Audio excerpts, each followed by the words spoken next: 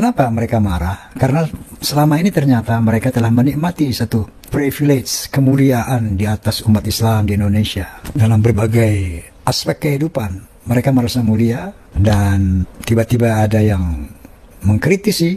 Tentunya mereka merasa akan kehilangan kemuliaan, bahkan akan kehilangan pendapatan secara ekonomi. Oke, kita lanjutkan video berikutnya. Kita akan simak bersama-sama apa yang disampaikan Bang Haji Roma Irama. Kenapa kelompok-kelompok Habib ini selalu marah-marah dan teriak-teriak atau kejang-kejang. Di video ini, Bang Haji Roma membeberkan kenapa mereka sampai ketakutan berlebihan seperti ini. Untuk lebih jelasnya, mari kita simak videonya. Kenapa mereka marah? Karena selama ini ternyata mereka telah menikmati satu privilege, kemuliaan di atas umat Islam di Indonesia. Dalam berbagai aspek kehidupan, mereka merasa mulia dan tiba-tiba ada yang mengkritisi. Tentunya mereka merasa akan kehilangan kemuliaan, bahkan akan kehilangan pendapatan secara ekonomi. Marah. Kalau mereka berpegang pada firman Allah Subhanahu wa taala, "Wa ma khalaqtul jinna wal insa illa liya'budun." Tidak aku ciptakan jin dan manusia kecuali untuk berbakti kepada aku. Seandainya teman-teman kita dari Ba'alawi ini berorientasi berbakti kepada Allah Subhanahu wa taala, bukan punya tendensi-tendensi lain di dalam beragama, pasti marah mereka itu akan teredam. Jangan-jangan nih saudara kita Kiai Haji Imaduddin benar. Seyogianya menurut saya. Inilah sikap Ba'alawi seharusnya. Ini polemik nasab. Ilmiah dibantah dengan ilmiah seharusnya.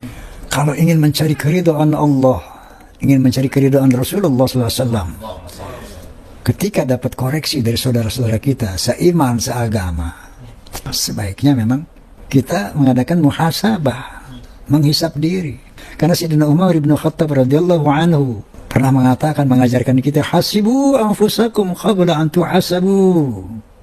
Hitunglah dirimu sebelum kamu dihitung. Masya Allah, seharusnya kayak gitu ya, seharusnya. Bahwa berpeganglah kepada keteladanan Rasulullah Sallallahu Alaihi Wasallam. Ketika Rasulullah mensebarkan Islam di Jazirah Arab, yang notabene kaum musyrikin, penyembah berhala, itu dengan dalilnya firman Allah Subhanahu Wa Taala, Al-Quranul Karim. Fabima rahmatin min Allah linta lahum walau kunta fazan ghalil qalbi lan fadhu min hawlik. Dengan rahmat Allah, maka Rasulullah itu bersikap lemah lembut terhadap lawan-lawannya, terhadap orang yang berseberangan dengan dia. Linta lahum walau kunta fazan ghalil qalbi lan fadhu min hawlik. Kalau kamu keras hati yang Muhammad, sombong, mereka akan lari dari kamu. Fa'fu anhum wastaghfir lahum. Maafkan mereka dan mohonkan ampun kepada Allah tentang mereka. Ketika Rasulullah tidak dipercaya sebagai nabi, ketika Rasulullah dihujat, bahkan dipersekusi di Taif, dilempari batu. Zaid bin Harithah yang melindungi Rasulullah berdarah-darah. Jibril alaihissalam berbisik kepada Nabi, ya Muhammad, angkat tanganmu kepada Allah, minta agar mereka diazab orang-orang yang durhaka kepadamu ini, biar nanti aku yang menjadi eksekutor, akan aku himpit mereka ini dengan 2 buah bukit. Apa kata Nabi? Tidak Jibril, kalau mereka tidak beriman, aku masih berharap cucu mereka, anak cucu mereka akan beriman. Maka Rasulullah angkat tangan. Apa doanya? Minta azab? Tidak. Sebagaimana para nabi terdahulu, kalau umatnya durhaka, ya Allah hukum mereka. Sebelum Nabi Muhammad SAW, sama Rasulullah, maka ada yang dihancurkan dengan gempa bumi, ada yang ditenggelamkan di laut.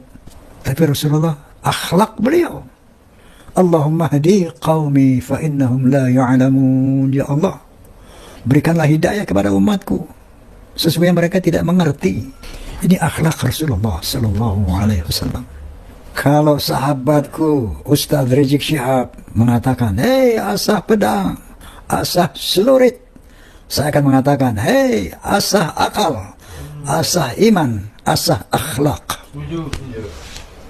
Apa itu asah akhlak? Allah Subhanahu wa Ta'ala sering kali mengatakan dalam Al-Quranul Karim, afala ta'qilun, tidakkah kamu menggunakan akalmu? Jadi segala sesuatu yang kita terima harus dicerna dengan akal, karena akallah yang bisa melihat benar dan salah, baik dan buruk. Afala tatafakkarun, tidakkah kamu berpikir? Asah akal kita agar kita bisa lebih cerdas menerima kebenaran, agar kita lebih bisa menyaring yang mana yang baik, yang mana yang buruk, yang mana yang salah, yang mana yang benar. Selanjutnya asah iman, karena iman ini satu modal yang terbesar agar orang bisa mengenal Allah dengan melalui ayat-ayat qauliyah, ayat-ayat kauniyah, asah iman kita. Sehingga hari demi hari, tahun demi tahun bertambah-tambah iman kita kepada Allah Subhanahu wa taala. Karena hanya dengan imanlah kita akan bisa pulang kepada Allah Subhanahu wa taala dengan ridho dan diridhoi. Yang ketiga, asah akhlak. Qala Nabi sallallahu alaihi wasallam, "Innama bu'itsu liutammima makarimal akhlaq." Sesungguhnya aku dibangkitkan untuk memperbaiki akhlak. Membentuk akhlakul karimah, akhlak yang mulia. Dari hari ke hari, mari kita perbaiki akhlak kita. Mari kita tingkatkan kualitas akhlak kita. Karena mengabdi kepada Allah sebagai hubungan vertikal harus dengan akhlak. Melaksanakan muamalah, hubungan horizontal terhadap sesama makhluk Allah juga dengan akhlak. Sekali lagi saya katakan, bukan asah golok, bukan asah parang, bukan asah pedang, tapi yuk kita asah akal, asah iman, asah akhlak.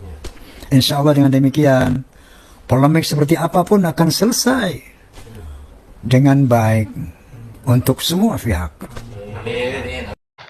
Oke, jamaah goib dimanapun Anda berada, kita sudah simak videonya awal sampai akhir. Bagaimana Bang Haji Rhoma Irama menjelaskan tentang perkabiban ini, membeberkan alasan kenapa kelompok-kelompok mereka sampai ketakutan, sampai kejang-kejang, sampai marah-marah nggak jelas. Kita sudah simak bersama-sama apa yang disampaikan Bang Haji Rhoma Irama. Sungguh masuk akal dan ini real fakta yang terjadi di dunia maya atau di dunia nyata. Mereka marah-marah kalau ditanya nasab. Mereka ngamuk-ngamuk kalau ditanya asal-usul mereka. Mereka marah kalau dituduh untuk dalam ceramahnya adu domba. Emang faktanya begitu. Mereka yang disampaikan hampir mirip-mirip lah mereka. Hampir sama. Dari kabib satunya mereka cerita tentangnya seperti itulah. Tidak asing lagi tentang kehebatan nenek moyang mereka. Dan mengakui dirinya bahwa mereka adalah cucu Kanjeng Nabi. Percaya atau tidak itu terserah Anda. Yang penting secara logika, secara kasat mata kita lihat mereka yang mengaku cucu Nabi tidak mencerminkan sekali sebagai cucu Kanjeng Nabi. Jauh berbeda dengan ulama pribumi.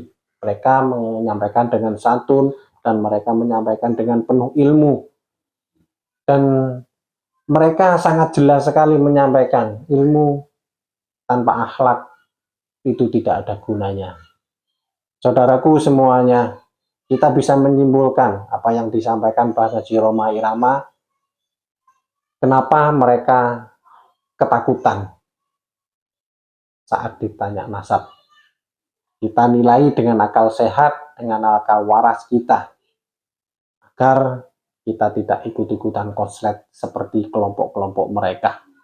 Saudaraku semuanya, terima kasih yang sudah support channel ini.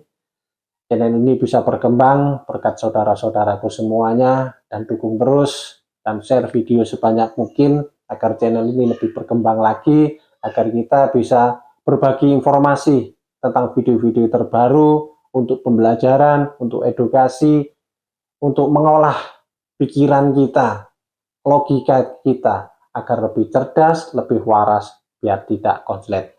Saudaraku semuanya, terima kasih yang sudah like, subscribe, dan komen. Yang baru bergabung, bila berkenan bisa like, subscribe, dan komen, dan nyalakan lonceng notifikasinya agar tidak ketinggalan video-video terbaru. Saudaraku semuanya, share video ini sebanyak mungkin agar saudara-saudara kita bisa paham, bisa kita belajar tentang mengolah pikiran atau mengasah logika kita agar tidak ikut konslet, biar cerdas. Terima kasih, semoga video ini bermanfaat. Ojo lali moco solawat biar tidak ikut-ikut konslet. Assalamualaikum warahmatullahi wabarakatuh.